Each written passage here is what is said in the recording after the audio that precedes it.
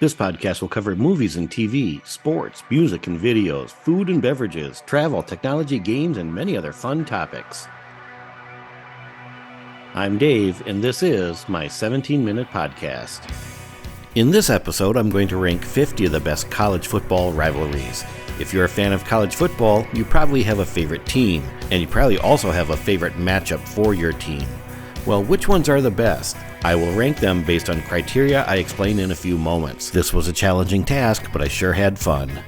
I ranked the matchups 50-1 based on win-loss record percentage, how many times they have played and when they first met, how many combined wins the schools have, not just against each other, and factored in historical significance, trophy names, and nicknames.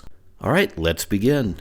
Starting us off at number 17, it's Richmond versus William & Mary. This matchup comes in 39th out of 50 in total combined wins in all games. They have played each other 134 times, which ranks 4th out of 50, and they are tied for 2nd in balance, as Richmond has won one more game than William & Mary, with a one-loss record of 65, 64, and 5. That's exactly what you want in a good rivalry. Number 16 is Michigan versus Notre Dame, and a lot of great numbers to talk about in this matchup. First, these teams have only met 44 times. That's less than a third as many as the previous matchup, and that ranks 45th out of 50 for how many times they have met. However, it is the 5th oldest rivalry, as they first met in 1887, and these two teams combine for the second most victories in all games played, not just against each other, as Michigan has more victories than any other school. They also have combined to win 23 national championships, with Michigan just winning their 10th. And Michigan holds the lead in this series, going 25, 17, and 1 against Notre Dame. Number 15 is Florida versus Georgia. Now, even though some of the numbers might be a little lower, it ranks 40th in date of first game played, 37th in number of games played. Florida versus Georgia does have the distinction for having the best nickname for any rivalry, the world's largest outdoor cocktail party, and these teams have combined for 6 national championships. At 14, it's Kansas versus Missouri in a matchup known as the Border War. Pretty good numbers all around on this matchup. No national championships between the two teams, but it is the 5th most balanced matchup, as Missouri has won 51.3% of the games. Coming in at 13, it's North Carolina versus Virginia in another matchup that features a lot of good numbers. The Tar Heels have won 6 more games than the Cavaliers, going 65, 59, and 4 in their head-to-head meetings, making it number 8 out of 50 for balance, and it is the South's oldest rivalry and 7th most games played. They have not won any national championships. Now we have an in-state rivalry at number 12 for Penn State versus Pittsburgh. Again, pretty good numbers all around for the Keystone Classic, nothing spectacular, but they have won 6 national championships combined. Number 11 takes us out to California for Cal versus Stanford. Pretty good numbers again all around, and 4 national championships. This matchup is known for one thing, the play. Harmon will probably try to squib it, and he does. Ball comes loose, and the Bears have to get out of bounds. Rogers along the sideline, another one. They're still in deep trouble at midfield. They tried to do a couple of... The ball is still loose as they get it to Rogers. They give it back now to the 30. They're down to the 20. Oh, the band is out on the field. He's going to go into the end zone. He's going into the end of the Bears. The Bears have won. The Bears have won. Oh, my God. The most amazing, sensational, dramatic, heart-rending, exciting, thrilling finish in the history of college. You can even find a Lego version of the play linked in the description below. Harmon will probably try to squib it, and he does. Ball comes loose, and the Bears have to get out of bounds. Rogers along the sideline, another one. They're still in deep trouble at midfield. They tried to do a couple of... The ball is still loose. At number 10, it's Alabama versus Auburn. These teams have met 88 times, and they have the 8th most combined wins. Between them, they have 18 combined national championships, and the Iron Bowl is known for the Kick Six. Very little wind. What small amount there is at his back. Mandel will hold it. Now they've officially made it 57 yards. Remember, a blocked kick can go the other way, too. He's got to be careful and get it up. On the way. No, returned by Chris Davis. Davis goes left. Davis gets a block. Davis has another block. Chris Davis. No flags. Touchdown. Auburn. An answered prayer.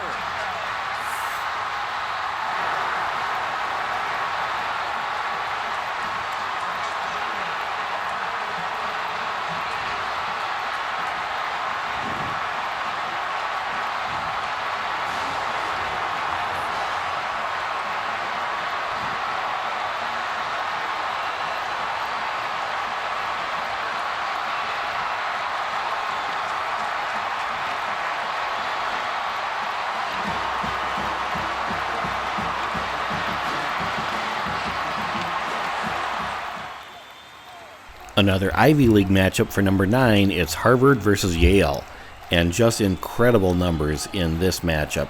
When you look at the rivalry balance, it's 14th. They have a whopping 26 national championships combined and rank 2nd, 3rd, and 4th for oldest rivalry, number of games played, and combined wins. Number 8 is Lafayette versus Lehigh. This matchup has been played more times than any other, as the teams have played 159 games against each other, by far the most. It's also the 4th oldest, as they started playing each other in 1884, and pretty good balance, as Lafayette leads the series by 10 games, 82, 72, and 6. Number 7 is Oklahoma versus Texas. These teams have combined for 11 national championships. They also have the 3rd most combined wins of any schools in the list. And I think they have the 2nd best nickname for this game, the Red River Rivalry. Number 6 takes us to the state of Ohio for Cincinnati versus Miami of Ohio. And one thing you might notice when you first glance is that these teams have no combined national championships. This is the 6th oldest rivalry, starting in 1888, and they have played 127 games, coming in 9th. The most important factor here, though, is that this is a completely balanced rivalry, with each team winning 60 games, and they have tied 7th, so of course it comes in first. And that is a significant component to a true rivalry. It has to be balanced. If it's just one-sided, it's not really a rivalry. This is also the oldest rivalry trophy game, playing every year for the Victory Bell Trophy, with one side painted for Cincinnati, one side painted for Miami of Ohio. Before we get to the top 5, I also want to mention the Territorial Cup between Arizona and Arizona State, which is the oldest rivalry trophy, starting in 1899. Now, the actual trophy itself was lost for many years, until in 1980 when it was found in a church basement adjacent to the Arizona State campus. Alright, coming in number 5, it's Auburn versus Georgia. Now, this is the Deep South's oldest rivalry, starting in 1892, and it is 7th in games played with 128. It also comes in 11th for ballots. Number 4 takes us back to the Big Ten for Minnesota versus Wisconsin. They play every season for the Paul Bunyan Axe, one of the best trophies in all of college sports. Combined, they have won 6 national championships, with the Gophers winning all 6. Minnesota is the last school to win 3 consecutive titles. It is also the longest continuous FBS rivalry. This one actually started in 1890, ranking 8th, and for games played, they have played 133, ranking 5th. More importantly, it is a balanced rivalry, with the Badgers winning 1 more game than the Gophers. They lead 63-62 and 8 ties, tied for 2nd in overall balance.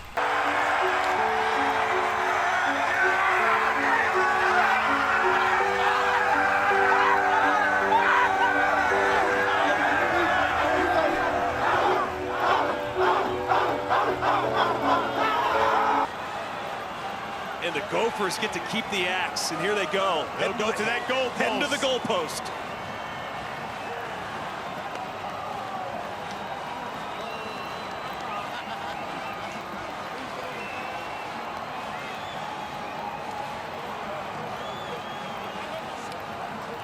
And look who has the axe. Yeah.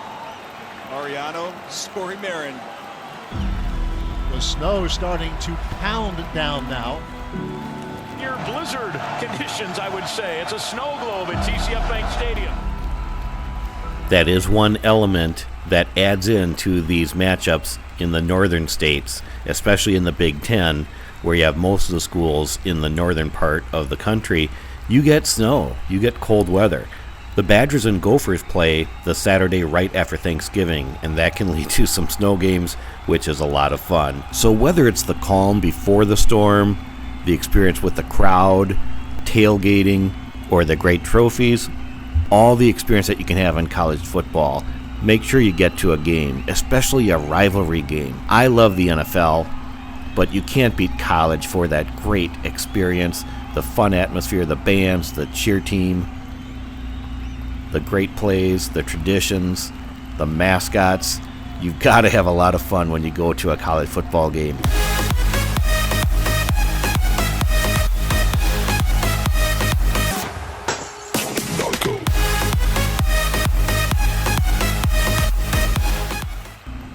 All right, and back to the countdown. Number 3 is Princeton versus Yale, another Ivy League matchup. Now, a ton of stuff to talk about here. First of all, this matchup comes in 29th for balance, as Yale has won 25 more games than Princeton. This is the oldest of all the rivalries, as they started playing each other in 1873. And for games played, 145 times they have met, that ranks second. And then for combined wins between the schools, they come in 7th. And then look, national championships, a combined 33. That's just ridiculous, with Princeton winning 15 and Yale winning 18. You're probably familiar with former NFL offensive lineman Ross Tucker. He worked for CBS and Westwood One as an NFL and college football analyst. He also has his own football podcast network. He's a frequent guest on the Dan Patrick Show. He even fills in for Dan when Dan is gone. I also love the press box food reviews at any games that Ross attends. I will drop a link in the comments below for Ross's football podcast network. Ross was a 4-year starter at Princeton and a 2-time academic All-American. I asked him to comment on rivalries. So it's interesting to see some of these Ivy League rivalries. What's up, everybody? It's Ross Tucker, the former Princeton Tiger. You see the helmet up there. It really depends on which era of Princeton grads you talk to. The guys from back in the day, way back in the day, it's Yale. It's definitely Yale. I'd say from like the 1920s through 1980, it's Yale. For us, it was actually Harvard and Penn. Harvard because I almost went there, and Penn because we just hate those guys. They're just dirtbags. No offense to the Penn guys out there. Ross has a great sense of humor. All right, this is archival footage from the Library of Congress, the earliest film football game between Princeton and Yale from November 14th, 1903 in New Haven, Connecticut. Really amazing that they have this footage to actually see history from over 120 years ago.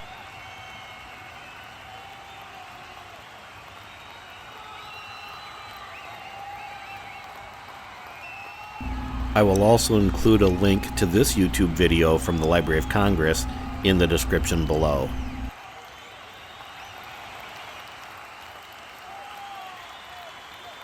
Alright, coming in at number 2, it's Michigan versus Ohio State.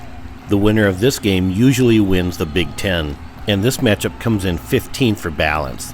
They have also won a combined 18 national championships, with Michigan winning 10, Ohio State 8, and these teams have combined for 1,966 total victories, the most of any of the matchups that we looked at, as Michigan has more total victories than any other college football team, winning 1,004 games. These teams also send a lot of players to the NFL, as Ohio State has sent the 3rd most players to the NFL and Michigan the 5th most. It's also such a big game that it's simply known as the game. Michigan Stadium, the Big House, is also the largest football stadium in the country. The record attendance is actually over 115,000. Ohio Stadium is the 3rd largest stadium in the country. The wide receiver at the top of your screen. McCord looks, fires, intercepted! Rod Moore! And Michigan will win the game and head to the Big Ten championship. And number 1, as you may have guessed, is Army versus Navy. And there's some pretty good numbers here. For balance, this rivalry comes in 10th, and it is the 8th oldest game. The biggest factor, though, is that it's simply the Army-Navy game. The men and women that attend the service academies also help protect our country. Following each game, players sing both teams' alma maters. The winning team joins the losing team and sings facing the losing team's students. Then the losing team joins the victors on their side of the field and sings the winner's alma mater to its students. This acts as a show of mutual respect and solidarity. How great is that? They take opposite sides for this one day. Their stories will intertwine when the final whistle blows, and the next chapter is written. 9,000 young men and women, each with their own unique story that has led them here today to this timeless football game. For the 124th time, this is Army-Navy. 2nd and 1. Labattai. Deep middle. Got him. Seidenreich again. Same play up the hash mark, by the way. Great pass protection. And delivers the ball. Labattai coming off the bench. And now straight ahead, Labattai did not get there, I don't think. Or did he? It's going to end on the 1-foot line. And there's your Commander-in-Chief Trophy winners for 2023, the Black Knights of Army. Next time I'll count down my top 25 Beatles songs. I'm Dave, and this has been my 17-minute podcast.